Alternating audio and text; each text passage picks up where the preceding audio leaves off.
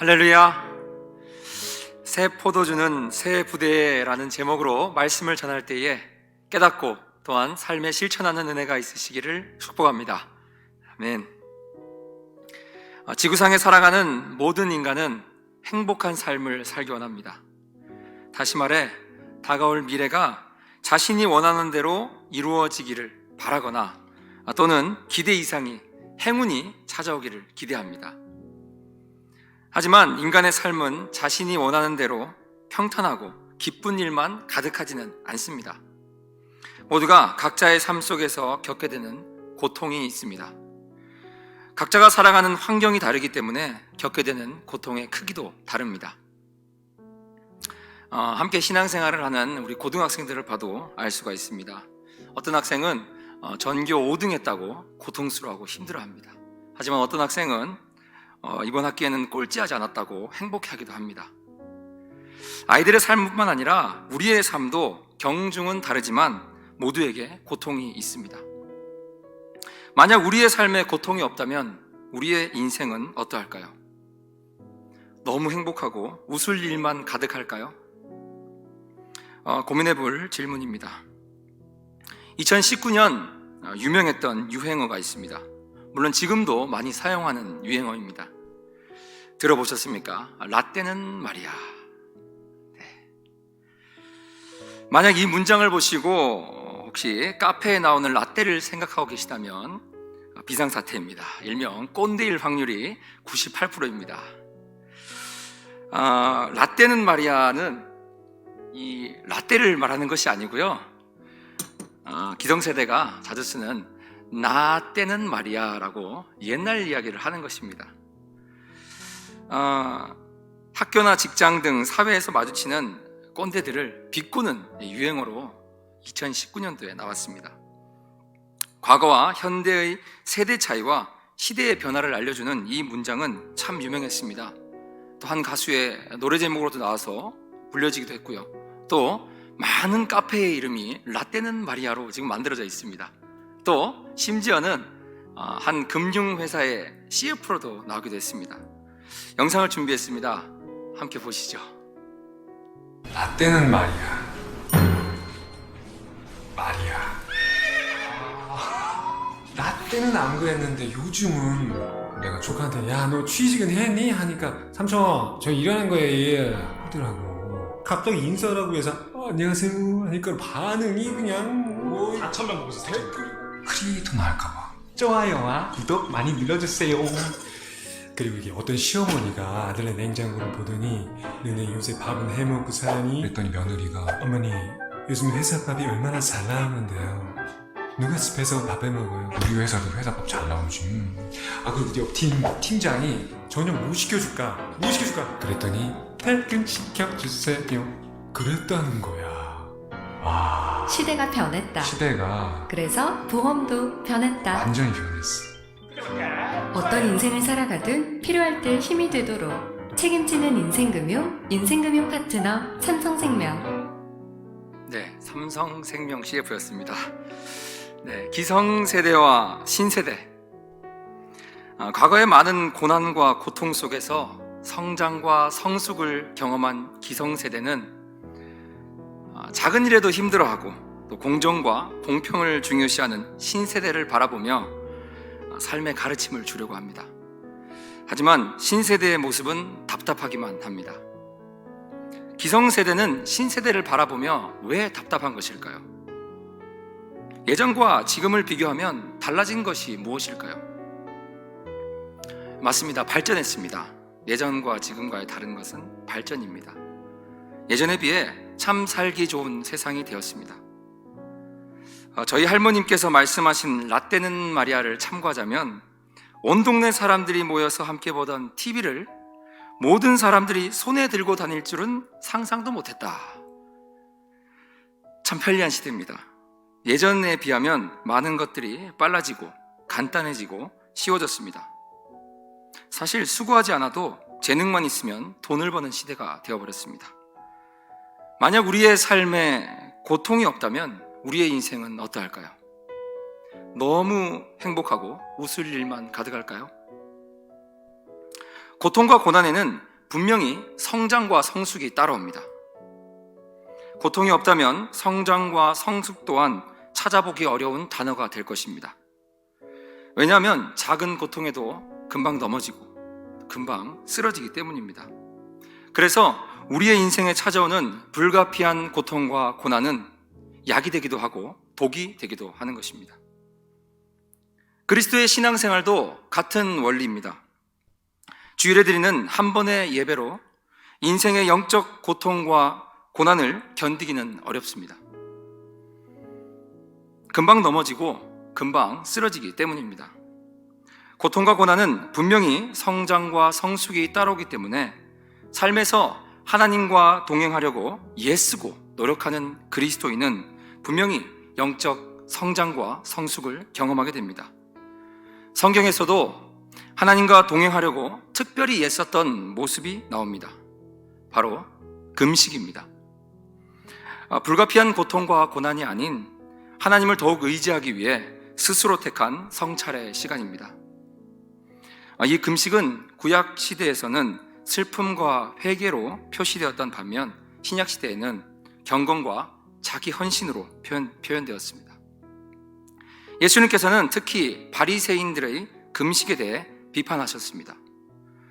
그들은 자기의 신앙을 과시하기 위해 금식할 때에 얼굴을 흉하게 하고 또 일부러 슬픈 기색을 하면서 기도하는 외식의 태도를 보였기 때문입니다. 바리새인들이 그렇게 비판을 받으니 불평불만을 터뜨리는 것입니다. 오늘의 본문의 말씀이 바로 외식하며 금식하는 자들이 불평불만하는 바로 그 장면입니다.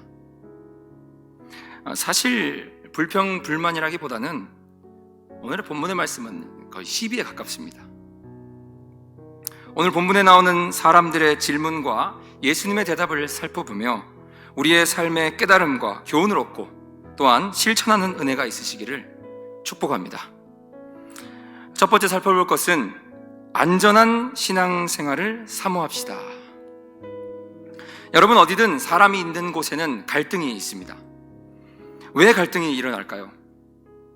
그것은 바로 다르기 때문입니다. 살아온 환경이 다르고 생각이 다르고 해석하는 것이 다르기 때문입니다. 부부나 자녀, 친구나 직장 동료, 이를 넘어서 모르는 사람이라 할지라도 사람이 모이는 곳에서는 갈등이 일어납니다. 지금 코로나가 창궐해 있지만 그 위험을 무릅쓰고서도 강행하는 몇 가지의 일들이 있습니다. 그중 한 가지가 바로 결혼인 것 같습니다. 사랑의 힘은 코로나도 막을 수가 없는 것 같습니다. 코로나로 전 세계가 떠들썩하고 제 교회 예배도 온라인으로 드리지만 매주 결혼식은 현장에서 행해지고 있습니다. 두 남녀가 서로에게 관심을 가지고 또 좋아하게 되고 사랑하게 됩니다. 그리고 평생을 약속하게 됩니다. 그리고 평생 행복하게 해주겠다고 그렇게 약속합니다. 하지만 연애가 아닌 24시간 365일을 함께 생활하니 맞춰가야 할 것이 참으로 많습니다. 그리고 맞춰가는 과정 속에서 작고 큰 갈등이 일어나는 것입니다. 그런데 부부간의 갈등이 나라의 정치나 세계 경제에 흐른 것 같은 것을 논하다가 부부 싸움을 하진 않습니다. 부부간의 갈등은 국이 짜다, 싱겁다, 치약을 밑에서 짜라, 가운데 짜라, 이런 거. 물티슈를 사용하고 뚜껑을 좀 닫아라, 왜 열어놨냐, 이렇게 얘기하다가 한판 붙는 겁니다. 이래도 그만 저래도 그만인 것인데 그것 때문에 갈등이 일어나는 것입니다. 2007년 5월 28일자 SBS 뉴스에 보도된 사건이 있었습니다. 3살 배기 딸과 부부가 살고 있었습니다. 이웃집의 얘기를 들어보면 사소한 일로 다투는 경우가 많았다고 합니다. 부부가요. 그날도 부부싸움을 했고 화가 난 남편이 문을 잠그고 집에 불을 질러버렸습니다. 결국 부부와 3살 배기 딸까지 일가족 3명이 모두 숨졌습니다. 사소하고 중요하지 않은 비본질을 지키려고 하다가 아주 중요한 본질적인 것들을 모두 다 잃어버리는 것입니다. 오늘의 본문의 말씀은 당시 유대주의자들과 예수님과의 갈등이 일어나는 장면이 나와 있습니다. 다시 말해 당시 종교 지도자들과 예수님과 충돌이 일어난 것입니다. 이 갈등의 출발점은 금식입니다. 오늘 본문의 말씀 마가복음 2장 18절을 함께 합독하시겠습니다. 시작.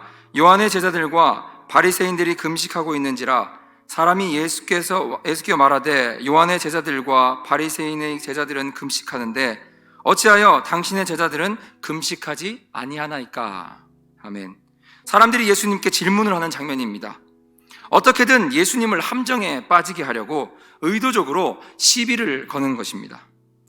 그들의 질문은 제자들에 대한 내용처럼 보이지만 사실은 예수님께 직접적으로 하는 질문입니다. 다시 말해 당신이 어떻게 가르쳤길래 제자들이 이 모양입니까? 와 같은 질문입니다. 또는 당신이 스승의 자격이 있습니까? 라는 질문도 가능합니다. 전형적인 시비입니다. 저는 목회자의 자녀입니다. 그 이후로 참 많은 적들이 있었습니다.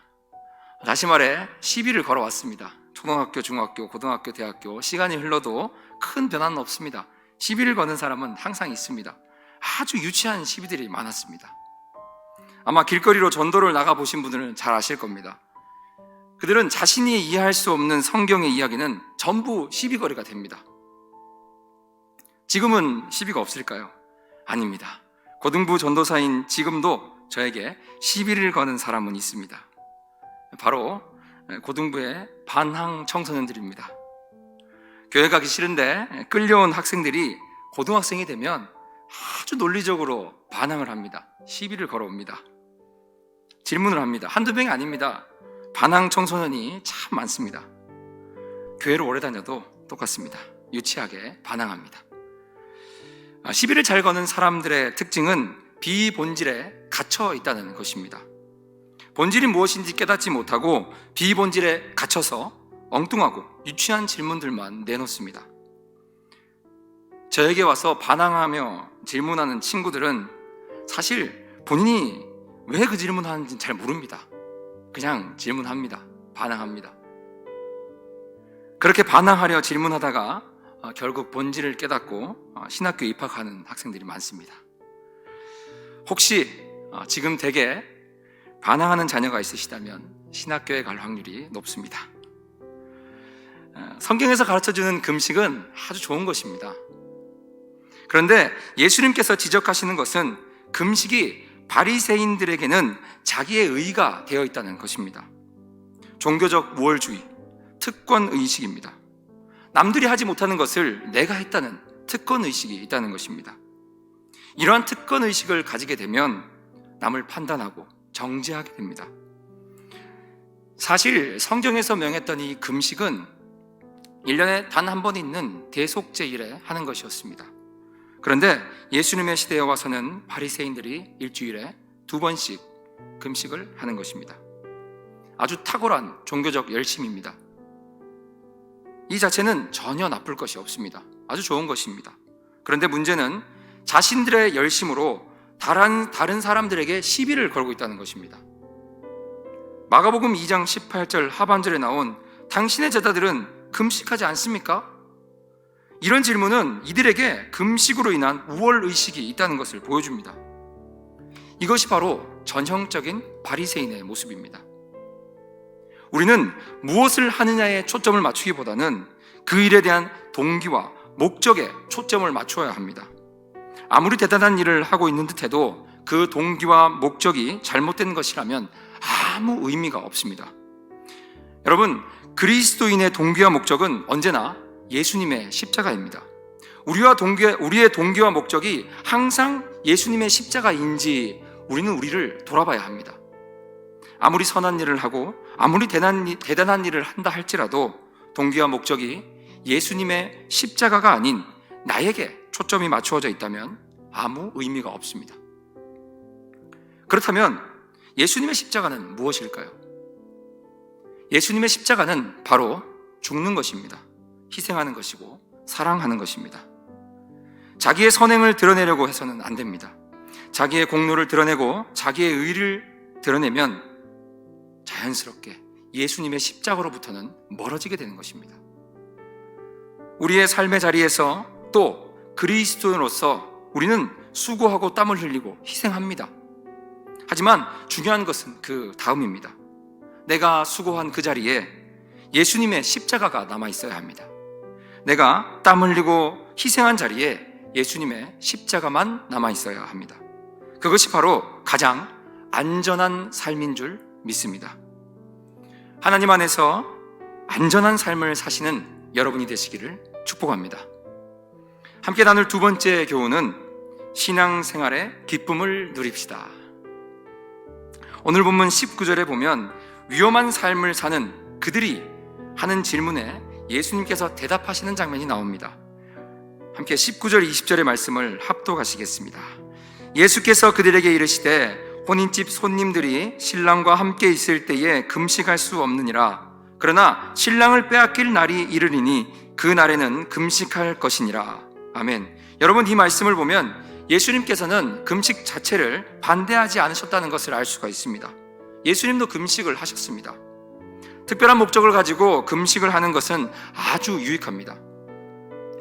예수님께서는 혼인집 신랑과 손님의 비유로 답하고 계십니다. 오늘 본문의 말씀입니다. 신랑과 함께 있는 날은 기뻐하는 날이다. 그리고 신랑을 빼앗기게 될 날이 올 것인데 그때 금식을 해라. 이 말씀은 바로 예수님의 십자가를 염두하고 하시는 말씀입니다. 지금은 온 백성에게 미칠 기쁨의 소식이신 예수님이 오셨다는 것입니다. 함께 기뻐하고 축하해야 할 시간이라는 것입니다. 여기서 예수님께서 말씀하시는 핵심은 바로 시기입니다. 시기, 때입니다. 여러분, 시기는 아주 중요합니다. 요즘 언어로 표현하면 타이밍입니다. 타이밍. 언제 해야 하냐는 것입니다.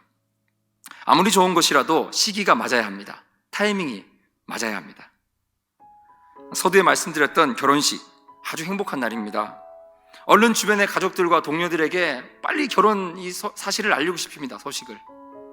하지만 슬픔이 가득한 장례식장에 가서 결혼 소식을 전하기는 어렵습니다. 반대로 결혼식에 하객으로 참석하는데 상복을 입고 슬픈 얼굴로 갈 수는 없는 것입니다. 여러분, 사실 그 당시 종교적 분위기는 마치 장례식과 같았습니다. 율법의 강요와 억압으로 백성들은 기쁨이 없었습니다. 기쁨을 잃어버렸습니다. 그 가운데 기쁨의 근원이신 예수님이 오신 것입니다. 그것을 가장 잘 알려주는 사건이 바로 가나의 혼인잔치입니다. 요한복음 2장 3절의 말씀입니다. 포도주가 떨어진지라 예수의 어머니가 예수에게 이르되 저들에게 포도주가 없다 하니, 지금 잔치집에 포도주가 떨어졌다고 하고 있습니다. 기쁨이 넘쳐야 하는 잔치집에 기쁨의 상징인 포도주가 없는 것입니다. 이것이 바로 당시의 종교적 상황을 잘 묘사하고 있는 것입니다. 그리고 요한복음 2장 6절에 거기에 유대인의 정결 예식을 따라 두세 통 드는 돌 항아리 6이 놓여 있는지라. 유대인의 정결 예식은 유대 종교의 핵심 가운데 하나입니다.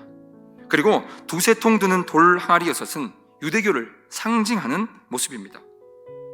포도주가 없는 잔치집에 기쁨이 필요합니다. 하지만 두세 통 드는 돌 항아리에는 텅텅 비어 있습니다. 아무 기쁨도 줄 수가 없습니다.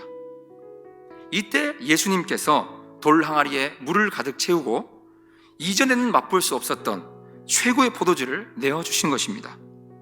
어두웠던 잔치집이 다시 기쁨으로 가득 채워지는 사건입니다.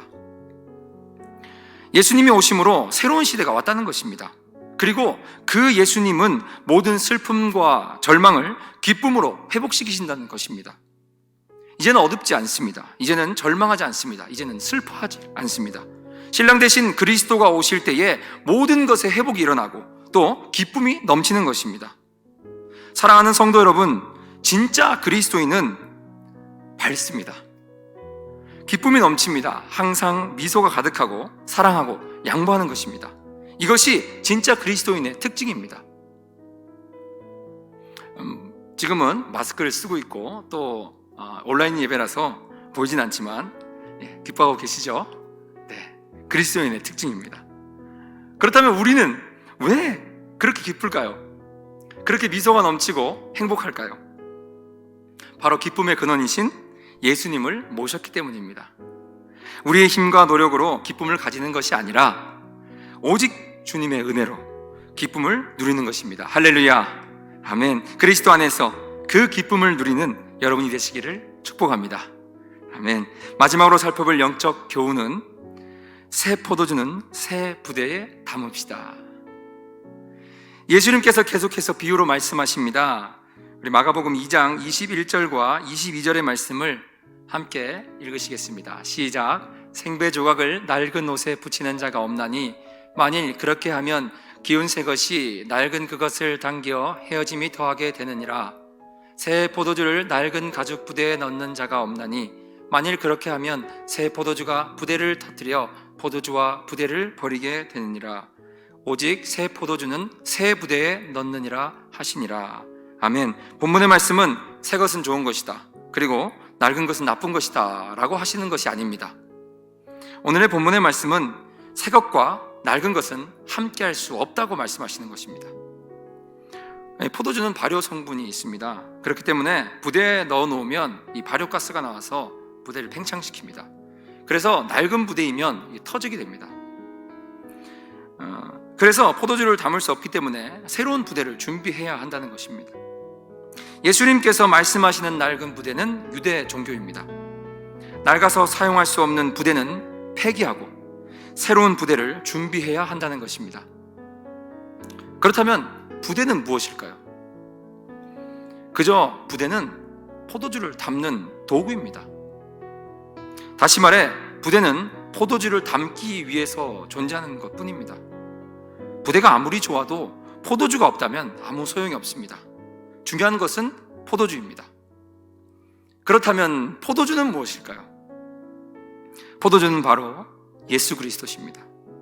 예수 그리스도는 변하지 않으십니다. 예수 그리스도의 복음은 늘 새롭습니다. 그 외의 것들은 도구에 불과합니다. 부대는 바뀌어질 수도 있습니다. 이 가죽 부대의 특성이 있습니다. 그것은 낡아진다는 것입니다. 아무리 새 것이라도 시간이 지나면 낡아지게 되어 있습니다. 예수 그리스도의 복음은 변하지 않지만 복음을 둘러싼 세상은 늘 변합니다. 문화와 사람이 변합니다. 조직과 시스템이 변하고 또 삶의 방식이 변합니다. 아무리 최첨단 시스템이어도 시간이 지나면 낡습니다. 낡아진다는 것은 영원하지 않다는 것이고, 영원하지 않다는 것은 진리가 아니라는 것입니다. 진리가 아니라면 목숨을 걸 이유가 없습니다. 우리가 확인해야 할 중요한 문제는 본질인가 비본질인가 하는 문제입니다. 경계해야 하는 것은 비본질이 삶의 중심에 들어오면 절대 안 됩니다. 비본질에 에너지를 쏟으면 안 된다는 것입니다. 금식은 중요한 것입니다. 하지만 본질은 아닙니다. 금식은 경건의 한 수단에 불과합니다. 예수 그리스도가 바로 본질 중에 본질이십니다. 신앙생활의 관건은 얼마나 열심히 하고 있느냐가 아닙니다. 내 삶의 새 포도주가 되시는 그리스도를 모시고 있느냐 하는 것입니다. 나는 매일 예수 그리스도의 복음으로 새로워지고 있느냐 하는 것입니다. 2021년 1월을 힘차게 달려왔던 여러분의 열정은 어디서부터 왔습니까? 열기가 아무리 뜨거워도 만약 예수 그리스도로부터 나온 것이 아니라면 그 열기는 얼마 못 가서 소멸되어 버립니다. 여러분, 힘든 시기이지만 우리의 신앙의 답은 정확합니다. 바로 예수 그리스도십니다. 나의 삶이 예수 그리스도에 대해 관심으로 가득 차야 됩니다. 오직 예수 그리스도만 바라봐야 합니다. 많은 사람들이 교회를 다니지만 정작 예수 그리스도에 대해서는 관심이 없는 경우가 참 많습니다. 비본질에만 관심을 쏟습니다. 교회 조직에서 많은 일들을 하고 모든 프로그램에 참여하지만 예수를 위해서 살지는 않습니다. 자신의 의를 위해서 살아갑니다. 우리는 사역을 할 때에도, 전도를 할 때에도, 직장에서 일을 할 때에도, 가정에 있을 때에도 어떻게 그리스도를 드러낼 것인가에 초점을 맞추어야 합니다. 우리는 그리스도 중심으로 돌아가야 합니다. 우리의 삶의 모든 부분이 그리스도의 중심으로 돌아가야 합니다. 누군가 나를 만났을 때 느껴지는 것이, 아, 이분은 예수님을 따르는 사람이구나. 누군가가 나의 집에 들어올 때에, 아, 이 집의 주인은 예수님이시구나. 누군가가 우리 교회에 방문한다면, 아, 이 교회의 주인은 그리스도이시구나가 느껴져야 한다는 것입니다. 내용물이 좋다면 담은 그릇은 요란하지 않아도 됩니다. 사람의 인정이나 박수에 끌려다니지 않아도 됩니다. 우리는 그저 그리스도를 따르기만 하면 됩니다. 예수에게 관심을 쏟고 예수님을 따라 살기만 하면 되는 겁니다. 아주 놀랍고 쉬운 성경의 원리입니다. 사랑하는 성도 여러분, 이제 잠시 멈추어 서서 나의 삶을 돌아봅시다. 혹여나 예수가 아닌 나의 의를 드러내는 것이 있었다면 과감하게 내려놓읍시다. 그리고 이제 나의 부대를 예수로 가득 채워서 예수 향기를 드러내며 예수님을 닮아가는 우리의 삶이 되기를 온 마음 다해 축복합니다. 할렐루야.